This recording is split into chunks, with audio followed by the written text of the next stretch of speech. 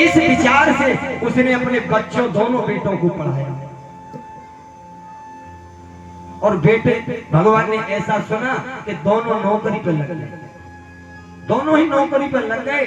अब घर पर रह गए केवल माता और पिता, बुढ़ापा आ गया। लेकिन कुछ समय बाद, अब बुढ़ापा तो आप जानते हो कैसा होता है, मां बीमार हो गई, किसी बीमारी से मां ग्रसित हो गई। अब पिता देखता रहा, बच्चों को फोन भी किया, लेकिन दोनों बच्चे व्यस्त।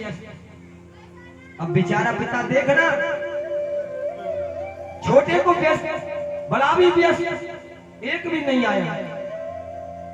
और उस मां की हालत क्या थी? बीमार तो वो थी ही, लेकिन उसकी आंखें उस चौखट पर, उस दरवाजे पर लगी थी, पता नहीं मेरा कौन सा पुत्र कब आ जाए। केवल उसके मन में यही इच्छा थी मेरा पुत्र आ जाए, लेकिन एक भी नहीं आया, एक भी नहीं आया। मां देख रही है रास्ता, चारपाई पे पड़ी है। अब वो आए पिता, कब आए वो दोनों बच्चे आए? कब? जब मां की 13वीं होने लगी।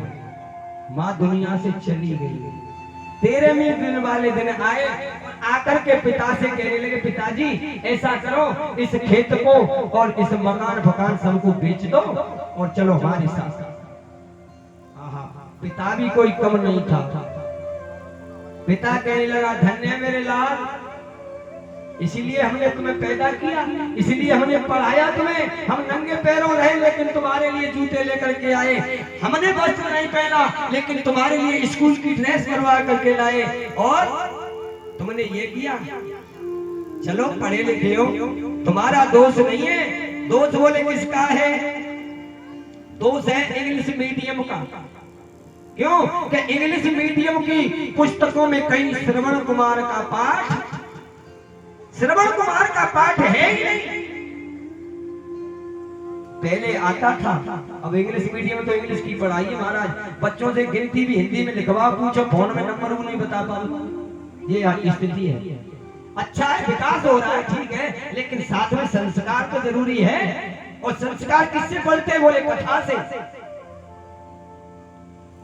बोले तुम्हारा दोष नहीं है, दोष उन स्कूलों का है, उन किताबों का है जिसमें से श्रवण कुमार का पाठ निकाल दिया है।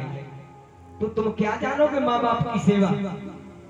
3 महीने तक तुम्हारी माँ बिस्तर पर पड़ी रही, उसकी आंखें देखती रही, हमारे बेटे कब आएंगे, कब आएंगे, लेकिन तुम नहीं आए।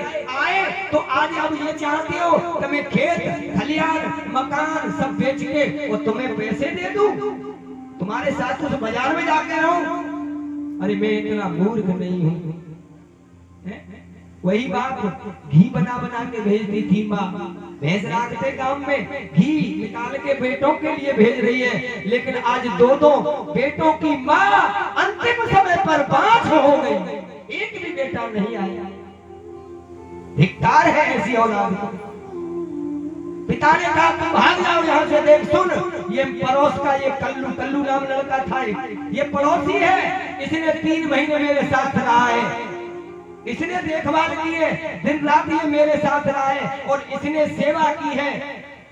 मैंने आज के बाद खेत खलियान घर सब इसके नाम कर दिया और यही मेरी चिता को आग यही देगा। ये प्रयागराज की घटना, जिला प्रयागराज की, यही मेरी चिता को अग्नि देगा, मैं इसे अधिकार देता हूँ। और उन दोनों बच्चों को फटकार दिया। बताइए ऐसी औलाद से क्या फायदा? पिता ने कितने सपने देखे थे, बेटे की नौकरी लगेगी, गाड़ी लाएगा, हम गाड़ी में बैठेंगे। देखता है ना पिता, माता देखती है, लेकिन दोनों नालायक कैसे निकले, एक भी लौट के नहीं आया। माँ मर गई।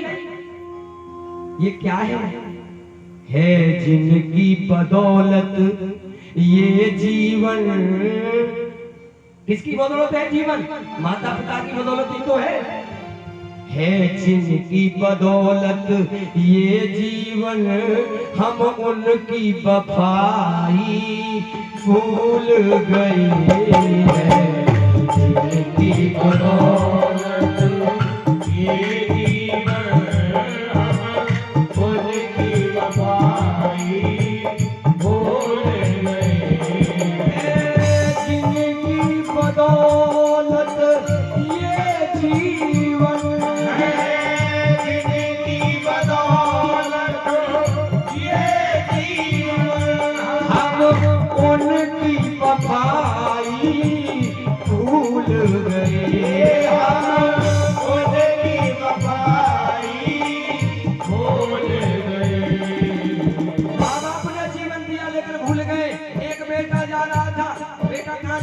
सकरौली जा रहे, सकरौली जा रहे हो तो मेरी दवा लेके आना। ये पर्चा डॉक्टर साहब ने दिया है, दवा लेके आना। बोले तुम्हें तो हर वक्त दवाई चाहिए बुढ़ापे की। माँ से कह रहा है और रास्ते में जा रहा है, दवाई तो लाया नहीं। और उसी समय का फोन आ गया, किसका? साली का जन्मदिन याद रहा, मेरी दवाई भूल गए। साली का जन्मदिन याद रहा, मेरी दवाई भूल गए। उधर से फोन आया, जीजा जी आज मेरा जन्मदिन है। तो वो पर्चा फेंक दिया और कहाँ पहुंचे? ससुराल में। साली का जन्मदिन तो याद है, लेकिन माँ ने कहा था कि दवाई ले आना, वो दवाई नहीं लाया बेटा। ये हाल है। तुलसी कृत रामा ये जग में, तुलसी कृत रामा ये जग में, सदियों से गाई जाती है।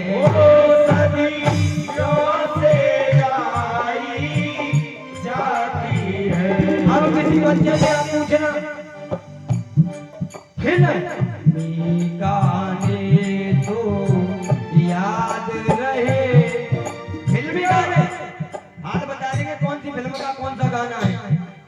फिल्मी गाने तो याद रहे, तो जो पाई भूल गए। फिल्मी गाने तो याद रहे, तो जो पाई भूल गए। अब बताओ किसी बच्चे से यहाँ बैठा हो पूछना, एक चौपाई दोहा। हम 4 साल के रामायण पढ़ने लगे थे। आज नहीं है फिल्मी गाने, हल बता देंगे महाराज। ये नहीं संस्कार कहां से आएगा? फिल्मी गाने तो याद है, लेकिन एक भी चौपाई दोहा याद नहीं है। अगर हमारे पूज्य पुजारी जी कहते थे, गुरुदेव हमारे पूज्य पुजारी जी, आपके यहाँ तो सारे क्षेत्र में एक बार ही आए थे सकरौली।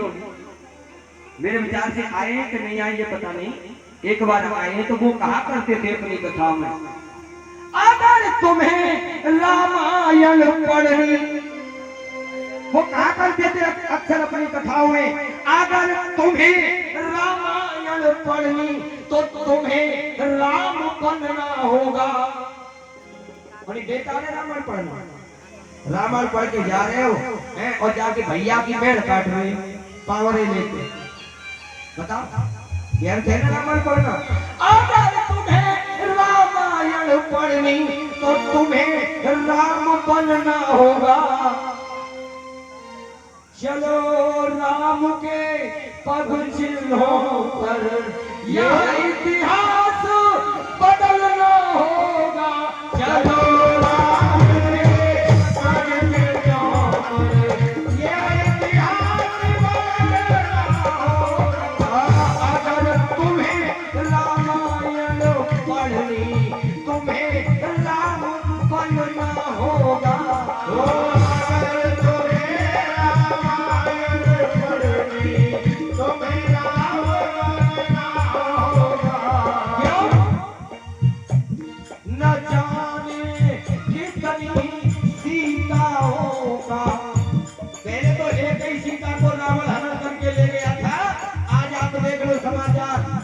टेलीविजन देख लो, कितनी कन्याओं के साथ क्या क्या हो रहा है।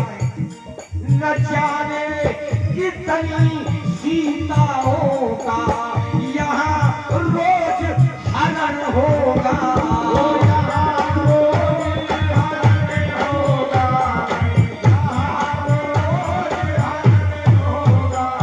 न जाने कितनी द्रौपदियों का यहाँ चीर हरण होगा।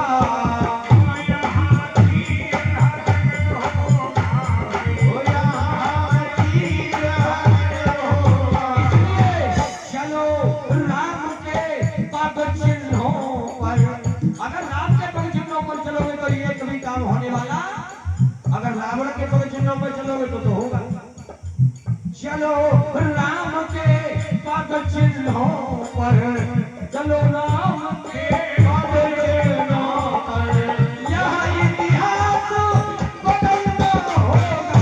चलो राम के पद चिन्हों पर, ये इतिहास बदलना होगा। चलो राम के पद चिन्हों पर। और बड़ी कठोर बात, ये लास्ट बात है लेकिन है कठोर। न जाने कितनी सुपर खाए, पहले तो ये कही न जाने कितनी सुपर खाए, अपनी नाकी कटा रही है, अपनी नाक कटा रही है, अपनी नाक कटा रही है। इसलिए चलो राम के पद चिन्हों पर, चलो राम के पद चिन्हों पर, यह इतिहास बदलना होगा। चलो राम के पद चिन्हों पर, यह इतिहास बदलना होगा। चलो राम के पद चिन्हों पर, चलो राम के पद चिन्हों पर। जय जय श्री राधे। देखिए कथा तो अभी और पहले भी हो चुकी है, और भी कथाएं हो रही हैं और आगे होती रहेंगी, लेकिन अपने जीवन में कथा तो उतारो, कम से कम इतना तो होना चाहिए। अकेले खाली मालपुए के चक्कर में मत रहो। भाई भाई में झगड़ा, सास बहू में झगड़ा, पति पत्नी में झगड़ा, तलाकें हो रही महाराज रोजाना।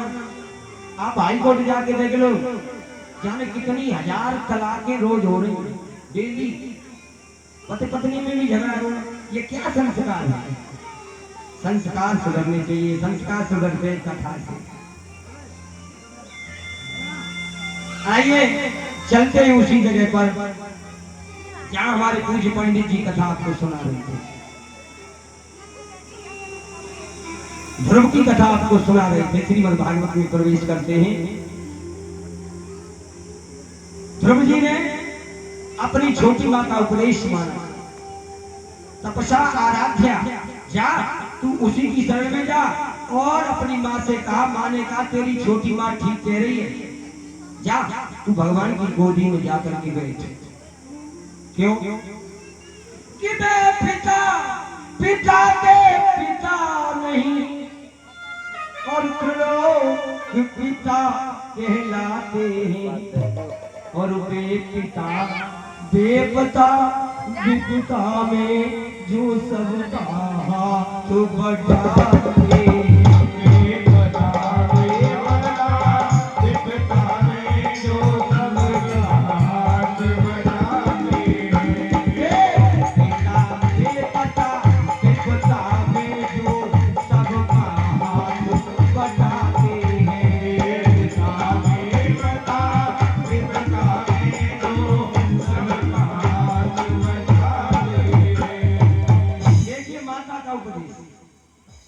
एक चीज और ध्यान से सुनना, चाहे और कथावाचक कहते हो या न कहते हो, हमारा तो काम है कहीं भी जाए, और आपको बुरी लगे तो ज्यादा करो, तो वो भुलाओगे नहीं, इतना ये तो है जगत तो है। लेकिन हम आए तो जो बात हकीकत कहीं सब जगह कहते हैं वही करूंगे। बच्चे को माँ बनाती है, ध्यान देना, बच्चे को माँ बनाती है, जैसा बनाएगी माँ वैसा ही बच्चा बनता है। सुन लो यहाँ से, धर्म को किसने बनाया ऐसा? बोले उसकी माँ सुनीति ने, जिसकी नीति अच्छी हो उसे कहते हैं सुनीति। सुनीति ने कहा, बेटा तेरी माँ है ना, छोटी माँ, वो ठीक कह रही है, ये नहीं कहा। और आजकल तो जाके लड़ती कि नहीं लड़ती, हमारे बेटे से ऐसे कहेगी, लेकिन उन्होंने कहा वो ठीक कह रही है तेरी माँ छोटी, जा तू भगवान की शरण में जा। अरे ये तो संसार के पिता है, आज ही कल नहीं रहेंगे। अगर तुझे जाना तो उस पिता की गोदी में जाकर के बैठ, जो तीनों लोगों का पिता है, जो सबका पिता है, उसकी गोदी में जाके बैठ। ऐसा मंत्र अपने बच्चे को दिया है, और जाकर के वन में तपस्या की और 6 महीने पंडित जी सुना रहे थे, 6 महीने अपनी श्वास को रोक करके एक पैर से खड़े हुए भगवान सामने प्रकट हुए। मनोमूर्ति हृदय में थी ध्रुव के में। भगवान कह रहे ध्रुव आंखें खोल, मैं तेरे सामने खड़ा हूं, लेकिन ध्रुव आंखें नहीं खोल रहा।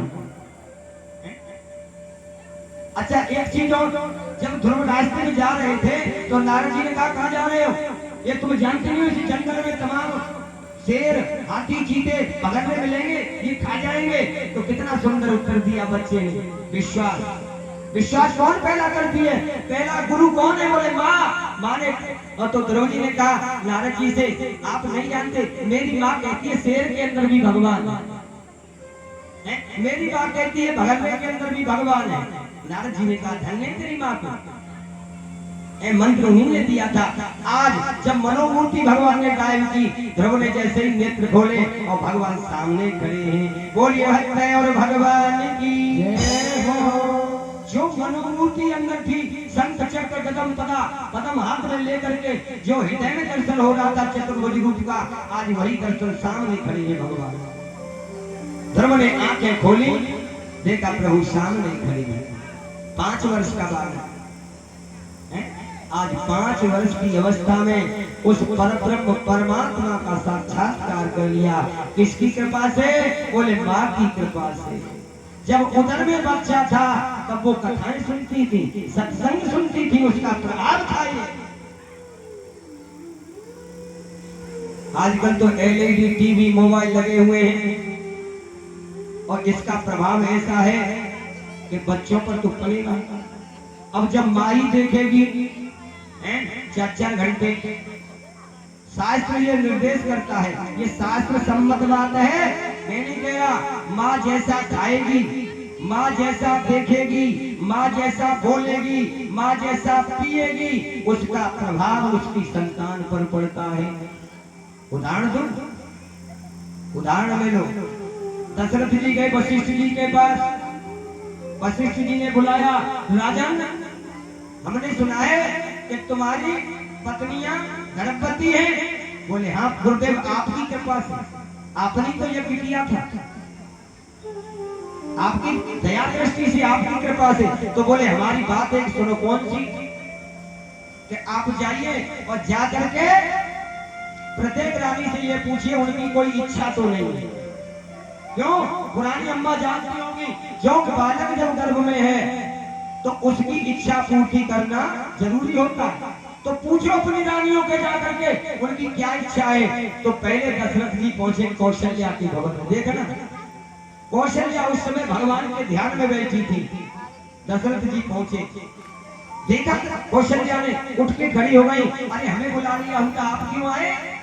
कष्ट किया आपने? नहीं देवी, हम काम से आए। बोले क्या काम से आए हो? बोले गुरुजी ने कहा है आपकी कोई इच्छा हो तो बताओ, आपकी कोई इच्छा हो तो बताओ। तो कौशल्या मैया ने कहा मेरी एक इच्छा है, वो पूरी करोगे? बोले हाँ जरूर करेंगे। कौन सी इच्छा बताओ? कि हमारी इच्छा है कि जब तक मैं इस बच्चे को जन्म न दे दूं तब तक मैं राजकोष का सानिध्य मिला, जब केकई के पुत्र भरत को साथ रहने का अवसर नहीं मिला। क्यों? ये सुमित्रा की खूबी थी। माँ जैसा देखेगी, माँ जैसा खाएगी, माँ जैसा करेगी, वही बच्चे पर असर पड़ता है। ध्रुव जी खड़े, भगवान सामने खड़े, वरदान मांगने बैठे, मैं तेरे सामने खड़ा हूं। ध्रुव जी कहने लगे आप मेरे पिता, मैं तुम्हारा पुत्र, अब मुझे क्या चाहिए? भाई पिता की संपत्ति पर पुत्र का अधिकार होता है।